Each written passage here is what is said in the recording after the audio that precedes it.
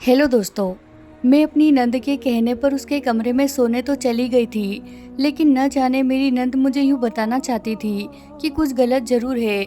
मैं शायद ऐसा कदम कभी नहीं उठाती, मगर मामला मेरे अपने घर का ना होता फिर मुझे जानना भी था कि वह कौन है जिसकी वजह से मेरी नंद की जिंदगी बर्बाद हो चुकी थी।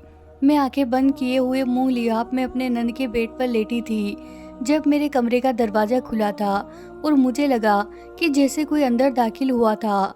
दरवाजा बहुत धीरे से बंद हुआ था और फिर किसी के कदमों की आहट मुझे अपने करीब महसूस हो रही थी। इस वक्त कौन हो सकता था जो इस तरीके से बेधड़क कमरे में दाखिल हो गया था। फिर बड़ी बेदर्दी से किसी ने मेरे चेहरे से लिहाफ खींच लिया था। सामने खड़े आदमी को देखकर मेरे तो होश उड़ गए थे, क्योंकि यह तो मेरा कहानी सुनने वाले प्रिय दर्शक, इस कहानी पर कम से कम एक लाइक तो मिलना चाहिए। प्लीज दोस्तों मेरे लिए लाइक कर दीजिए। आज फिर मेरे पति ने नंद के लिए आए रिश्ते से इनकार कर दिया था। एक तो पहले से ही उसकी उम्र बढ़ती जा रही थी। इस पर मेरे पति के नखरे बहुत ज्यादा थे। वो कहता था कि मैं अपनी सानिया की शादी बहुत ही अमीर घर के लड़के से करूंगा। मेरी सास तो मेरे पति के इस किस्म के रवैये से बहुत ज्यादा परेशान थी। मेरी शादी को भी 2 साल बीत गए थे। हालांकि जब मेरी मंगनी समीर से हुई थी तो यही सुनने में आया था कि समीर की शादी उसकी बहन की शादी के एक ही साथ हो जाएगी। लेकिन जब 1 साल हमारी मंगनी को हो गया तो फिर मेरे माँ बाप ने कहा कि हम इतना इंतजार नहीं कर सकते हैं, इसीलिए हमारी शादी हो गई थी। और इन 2 सालों में बहुत ज़्यादा रिश्ते मेरी नंद के लिए आए थे, क्योंकि वह बेहद खूबसूरत थी। मेरे पति से सिर्फ 2 साल ही छोटी थी। वो 28 साल की हो गई थी। इसके बावजूद भी इसके रिश्ते बहुत अच्छे घरों से आते थे, लेकिन या तो मेरे पति को वह लड़का पसंद नहीं आता था या फिर उसका घराना। रिश्ते कराने वाली भी बहुत ज़्यादा परेशान हो गई थी। घर पर मेरे पति का रौब था। घर पर मेरे पति की ही चलती थी। उसकी मर्जी के बिना कोई भी काम नहीं होता था। मेरी सास की भी नहीं मानी जाती थी। मेरी सास और नंद बहुत ही अच्छे मिजाज की थी। उन दोनों का रवैया मेरे लिए बहुत अच्छा था। मेरी नंद किचन में मेरी पूरी मदद करती थी, लेकिन बहुत खामोश रहती थी। मैंने यह बात नोटिस की थी, जब भी समीर घर पर आते थे तो वह फौरन से उठकर अपने कमरे में ही चली जाती थी। हमारे साथ खाना भी नहीं खाती थी। हालांकि समीर सबसे पहले टेबल पर बैठते ही सबसे पहला सवाल ही यही करते थे कि सानिया ने खाना खा लिया। मेरी सास यह बातें सुनकर माथे पर गुस्सा सजाकर कहती थी कि जब उसे भूख लगेगी वह खुद खा लेगी, तुम अपना खाना खा लो। मेरे पति अपनी बहन से मोहब्बत करते थे तो मेरी नंद अपने भाई से उतनी ही ज्यादा उखड़ी उखड़ी सी रहती थी। मैंने नहीं देखा था वह कभी समीर के पास बैठी हो या उसके साथ हंसी मजाक किया हो। पहले पहले तो मुझे लगा कि शायद वह मिजाज की ही ऐसी है, लेकिन ऐसी बात नहीं थी। पूरा दिन वह किचन में मेरे साथ कामों में मदद करवाती थी और मुझसे हंसी मजाक भी करती रहती थी। मेरी सास के साथ भी बहुत ज़्यादा बातें करती थी, लेकिन समीर के साथ मैंने कभी भी उसे बात करते हुए नहीं देखा था। और यह बात मेरे लिए बहुत ज़्यादा अजीब सी थी, क्योंकि समीर के लिए उसकी माँ से भी बढ़कर उसकी बहन थी। वह उसे बहुत ज़्यादा चाहता था। हमारे बीच में जब भी कोई बात होती थी तो वह सानिया का जिक्र जरूर करते थे। बात कुछ दिनों की होती तो मैं समझती कि दोनों भाई बहनों में थोड़ी सी अनबन चल रही है, लेकिन मेरी शादी को 2 साल हो चुके थे और 2 साल से मैं उनका रवैया एक जैसा ही देख रही थी। वह समीर के आते ही कमरे में चली जाती थी। वह बहुत ही कम समीर से बात करती थी, लेकिन जब भी समीर आते थे घर में तो उनके हाथ में सानिया की पसंद की कोई ना कोई चीज़ उनके हाथ में ज़रूर होती थी। मैं अब तक समझ नहीं पाई थी कि सानिया को आखिर अपने भाई से क्या मसला है, और ना ही मुझे समीर की यह बात समझ में आती थी कि वह सानिया के लिए रोज आए हुए रिश्ते को इनकार क्यों कर देता है, जबकि रिश्ते बहुत ज़्यादा अच्छे होते थे। कई बार तो ऐसा हुआ कि लड़के वालों के सामने इनकार कर दिया। एक बार समीर ने यही किया था। हालांकि वह रिश्ता हर लिहाज से बहुत अच्छा था। डॉक्टर का रिश्ता था और देखने में भी बहुत ज़्यादा अच्छा था और कमाता भी अच्छा था। लेकिन ना जाने समीर को हुआ क्या था, और उसने जल्दी से ही रिश्ते को मना कर दिया था और कहा था कि आप यहाँ से जा सकते हो, मुझे अपनी बहन का रिश्ता नहीं करना है। वह लोग भी हैरान थे। उन्हें सानिया बहुत पसंद आई थी। वो कहने लगे कि एतराज की कोई वजह तो हो। समीर ने कोई वजह नहीं बताई थी और उन्हें जाने के लिए कह दिया था। जैसे ही वह लोग घर से निकले थे, सानिया रोते हुए अपने कमरे में चली गई थी। शायद उसकी बर्दाश्त की हद खत्म हो चुकी थी। गुस्सा तो मुझे भी समीर पर बहुत आया था, क्योंकि यह 2 साल में आने वाले बहुत सारे रिश्तों में से यह रिश्ता बहुत अच्छा रिश्ता था। मैं भी सानिया के कमरे में चली गई। वह बहुत ज़्यादा रो रही थी और रोई जा रही थी। मैं उसे चुप कराने लगी थी और तसल्ली देने लगी थी। इस टाइम समीर बहुत गुस्से से कमरे में आए थे और सीधा सानिया के पास आ गए और कहने लगे कि किस बात का रोना आ रहा है तुम्हें? मैं जो कुछ भी कर रहा हूँ तुम्हारी भलाई के लिए ही कर रहा हूँ। बहुत गुस्से वाली नज़रों से सानिया ने समीर की तरफ देखा था और कहने लगी कि रिश्ते में क्या कमी है? मुझे तो कोई एतराज़ नहीं है और मैं अपने मुंह से कहूँगी कि आप मेरी शादी कर दो। सानिया जैसा आज फट पड़ी थी। यह बात सुनकर तो समीर भी गुस्से में आ गया था। कहने लगा कि तुम्हारे कहने पर तुम्हारी शादी कर दूंगा। मैं इतना भी बेवकूफ़ नहीं हूँ। जो तुम्हारे लिए अच्छा समझूंगा वही करूँगा। तुम्हारी शादी मैं क्यों नहीं कर रहा हूँ इसकी वजह तुम भी बहुत अच्छे तरीके से जानती हो। यह कहकर समीर कमरे से बाहर चले गए थे। यह बात मेरे लिए बहुत अजीब सी थी। ऐसा भी दोनों भाई बहनों में क्या चल रहा था? मैंने सानिया से कहा कि मुझे बताओ कि आखिर दोनों के बीच में बात क्या चल रही है और किस बात पर दोनों में इतना गुस्सा है। मेरी बात सुनकर वह कहने लगी कि यह मेरा भाई नहीं, मेरा सबसे बड़ा दुश्मन है। मुझसे नफरत करता है। मेरा बस चले तो मैं इसको। यह कहकर उसने अपनी हथेलियां जोर से दबा ली थी। पहली बार मैंने सानिया को इतने गुस्से में देखा था। मैंने कहा कि मुझे बताओ क्या वजह है, मैं समीर को समझाऊंगी। तो सानिया ने मेरी तरफ देखा और कहने लगी कि मैं तुम्हें बताऊंगी किसी दिन, लेकिन अभी मुझे अकेला छोड़ दो। मेरा सर दर्द से फटा जा रहा है। यह कहकर उसने अपना सर अपने हाथों में पकड़ लिया और रोने लगी। मैं बेबसी से उठकर कमरे से बाहर आई तो मेरी सांस समीर से लड़ रही थी। कहने लगी कि क्यों उसकी ज़िंदगी बर्बाद कर रहे हो? वो 28 साल की हो गई है और अगर 1 साल और बीत गया तो कोई भी कुंवारा रिश्ता इसके लिए नहीं आएगा। लेकिन समीर अपनी माँ से भी चीखने वाले अंदाज में कहने लगा कि उसकी शादी में किसी भी एरे गेरे से नहीं कर सकता हूँ।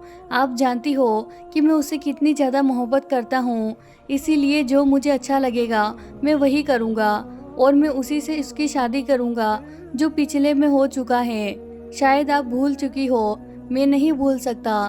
समीर की आंखें उस टाइम गुस्से से लाल हो रही थी। मैं सोच में पड़ गई थी कि ऐसे भी क्या पिछले में क्या हुआ है जिसकी वजह से दोनों बहन भाइयों में अजीब सी लड़ाई हो चुकी है। इस घर का माहौल बहुत ही गर्म हो चुका था। बेशक मेरे साथ सब लोग बहुत अच्छे से रहते थे, लेकिन आपस में बहुत ज़्यादा लड़ाई सी महसूस होती थी। मुझे जानने की इच्छा होने लगी कि ऐसा भी क्या हो गया है। रात को मैंने समीर से पूछा कि ऐसा भी सानिया के साथ क्या हुआ है, लेकिन वह बहुत ज़्यादा गुस्से में थे। तो कहने लगे कि हमारे मामले के बीच में मत बोलो, यह मेरे घर का मसला है और मैं इसे खुद ही हल कर लूँगा। मैं भी खामोश हो गई थी। इस वक्त वह गुस्से में है, मेरा चुप हो जाना ही बेहतर है। और वक्त गुजर रहा था, बाकी बातें मेरे सामने आने लगी थी। साल हो गया था, लेकिन मैं अभी तक उम्मीद से नहीं हुई थी। शादी के बाद औरत की सिर्फ यही ख्वाहिश होती है कि उसे औलाद मिल जाए। इस सिलसिले में मैं जब भी समीर से बात करी तो वो मुझे घूरकर देखने लगे थे। कहने लगे कि तुम्हें क्या किसी ने ताना दिया है बेऔलादी का? मैंने कहा ताना नहीं दिया है, लेकिन 3 साल हो चुके हैं। मैं अपना इलाज करवाना चाहती हूँ। वह कहने लगे कि इसकी कोई ज़रूरत नहीं है, जब होनी होगी तब हो जाएगी। समीर से तो मुझे कोई उम्मीद नहीं थी कि वह मुझे किसी डॉक्टर के पास लेकर जाएंगे। इसीलिए मैं जब मायके रहने गई थी तो मैं वहीं से एक लेडी डॉक्टर के पास चली गई थी। उसने कुछ टेस्ट करवाए थे। रिपोर्ट को देखकर जो खबर मुझे सुनने को मिली थी, मैं चकरा कर रह गई थी। मेरा दिमाग बिल्कुल सुन्न हो चुका था। मैं सोच भी नहीं सकती थी कि समीर ऐसा भी कर सकते हैं। जब मैं घर वापस आई तो खामोशी से अपने बेड पर बैठ गई थी। समीर ने जब मुझे इतना चुपचाप देखा तो मुझसे वजह पूछने लगे। मैंने जानबूझकर यही कहा कि मैं प्रेग्नेंट हूँ। यह सुनकर समीर की रंगत उड़ गई थी। उसके मुंह से निकला कि यह सब कैसे मुमकिन है। मैंने कहा कि यह कैसे मुमकिन नहीं है।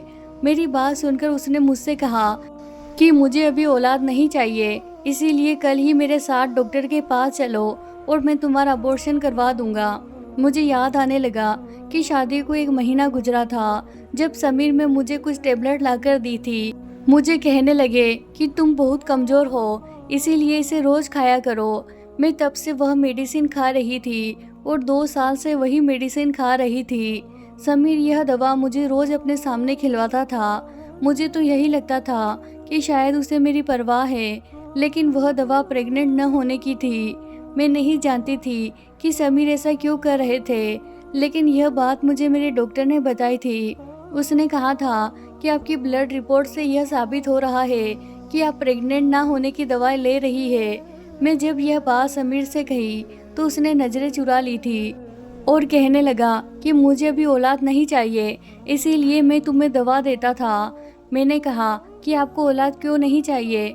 मेरी बात पर वह गुस्से में कहने लगे कि तुम्हें नज़र नहीं आता कि मेरे ऊपर मेरी बहन की जिम्मेदारी है। मैंने कहा कि समीर, ये कोई वजह नहीं है। उसकी शादी आप नहीं करना चाह रहे हैं, वरना उसके लिए तो एक से एक रिश्ता आ रहा है। आप उसकी शादी खुद ही नहीं करना चाहते।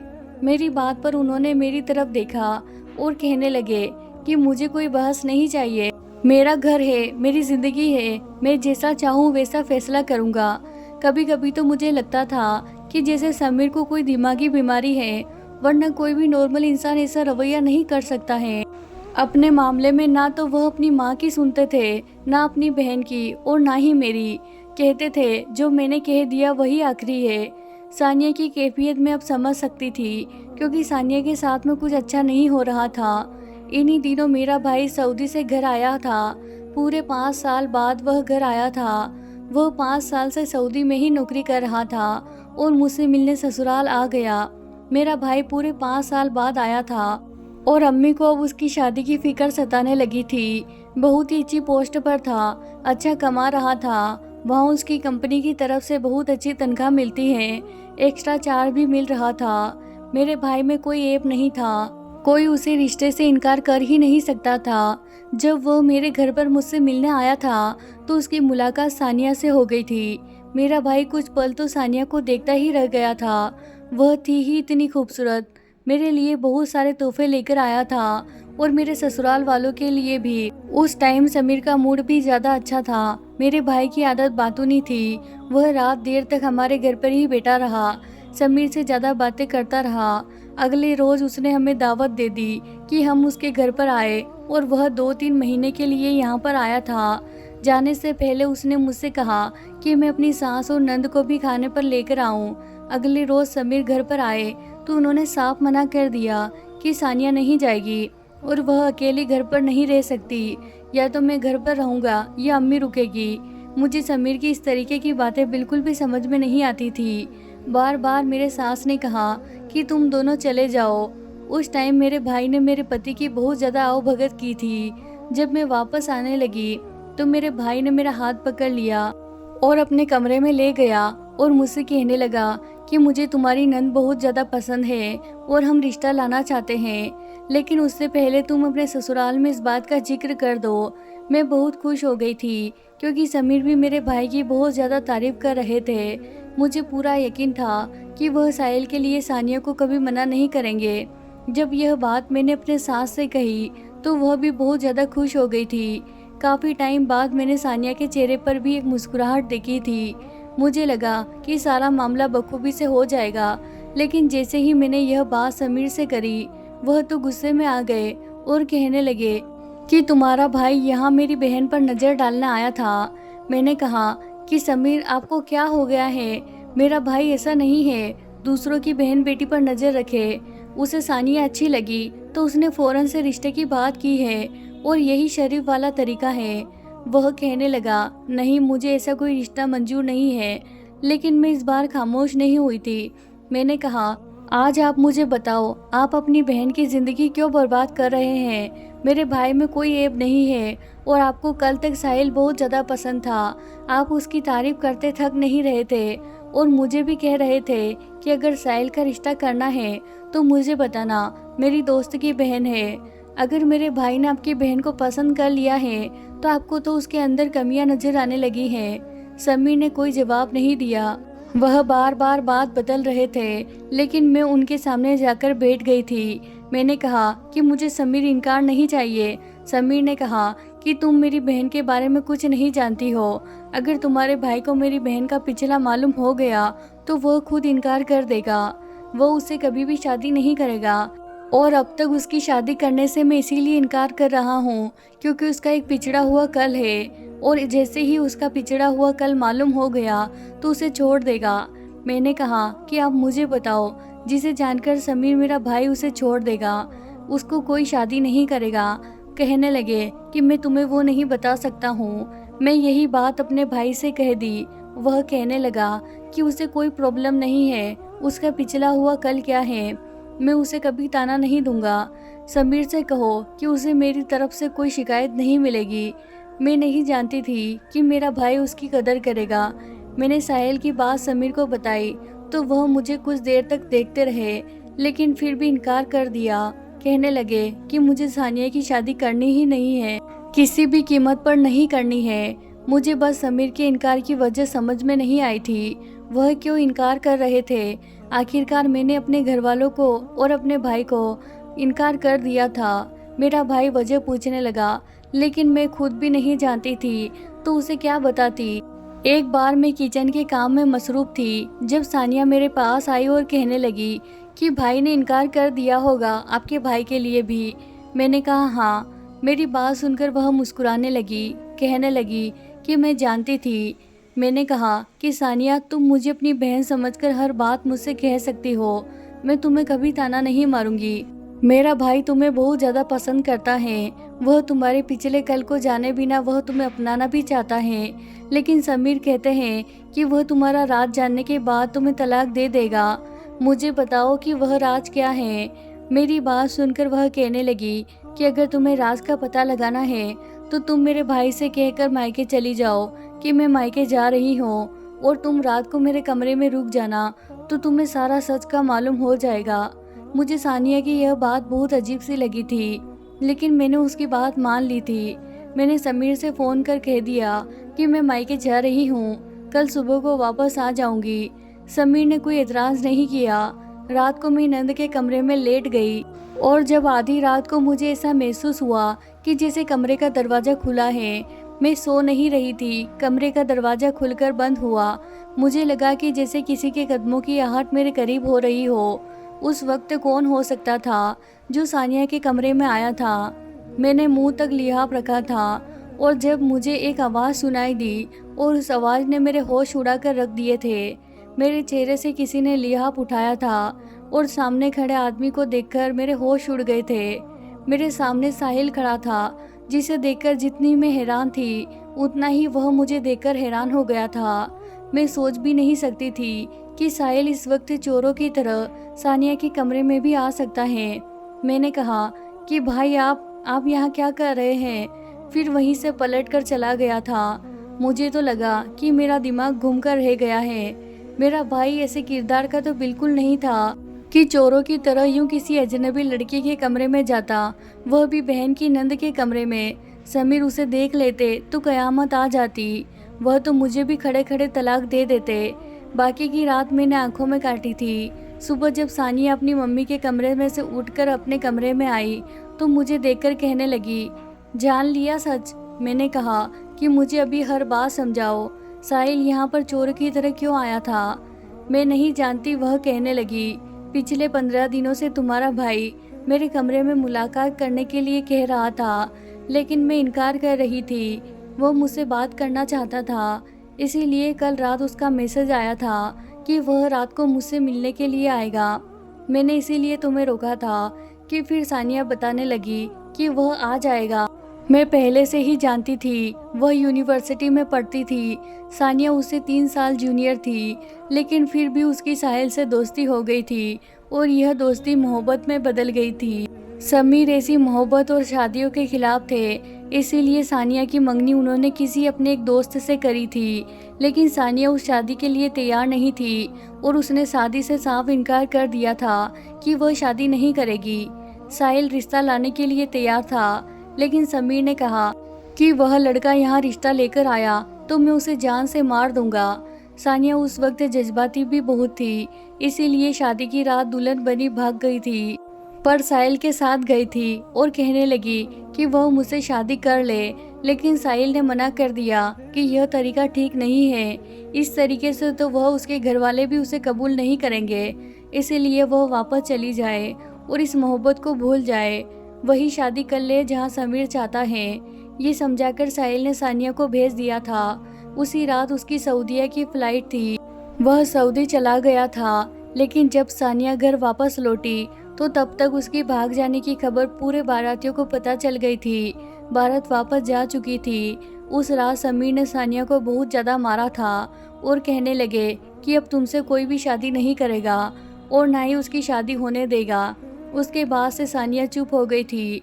समीर का गुस्सा खत्म हुआ तो उसका रवैया सानिया से अच्छा होने लगा था, लेकिन सानिया समीर से बात नहीं करती थी। जब मेरी शादी समीर से हुई थी तो साहिल इस वक्त सऊदी में था, वो मेरी शादी पर नहीं आया था और जब आया और सानिया को मेरे घर पर देखा तो उसे शादी करने की कोशिश करने लगा। सानिया का पिछला हुआ कल मेरे ही भाई से जुड़ा हुआ था, इसीलिए उसे हर सूरत उसको अपनाना चाहता था, समीर से माफ़ी मांगना चाहता था। उसे अंदाजा होता कि बारात वापस चली जाएगी तो वह उसे इस तरह छोड़कर नहीं जाता। बहरहाल मैं सब कुछ जान चुकी थी, इसीलिए आगे से कहा कि जैसी वह चाहे कसम ले ले, साहिल उसे कभी नहीं छोड़ेगा। तब समीर ने कहा कि आखिरी बार सोच लो, अगर तुम्हारे भाई ने मेरी बहन को कुछ कहा तो 2 घर बर्बाद हो जाएंगे। मैं उसके लिए भी मान चुकी थी क्योंकि ऐसा नहीं होगा। मैं जानती थी भैया की शादी सानिया से हो गई, वह बहुत ज़्यादा खुश थी। तो दोस्तों, मैं उम्मीद करती हूँ आपको कहानी पसंद आई होगी और आपने हमारी वीडियो को लाइक भी किया होगा। चैनल पर नए हैं तो चैनल को सब्सक्राइब करना बिल्कुल ना भूलें। धन्यवाद दोस्तों।